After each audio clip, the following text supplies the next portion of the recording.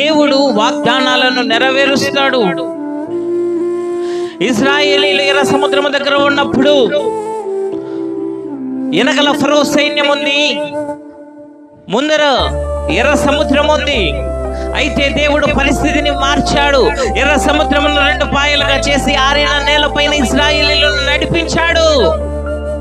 వారికి ఇచ్చిన వాగ్దానమును నెరవేర్చాడు.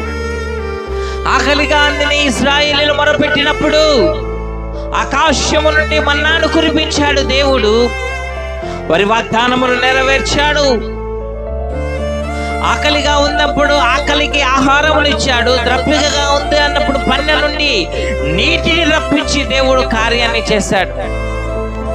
వారికి ఏదైతే వాగ్దానాలను ఇచ్చాడో వాగ్దానాలన్నింటినీ నెరవేర్చాడు. వారి జీవితంలో వారి యొక్క స్థితి పరిస్థితి ప్రయాణములు దేవుడు ఏవైతే మాట ఇచ్చాడో ఆ మాటలన్నిటినీ నెరవేర్చాడు. మాట ఇచ్చిన దేవుడు నెరవేర్చే దేవుడు. మాట ఇచ్చిన దేవుడు తప్పిపోయే దేవుడు కాదు సంగమా.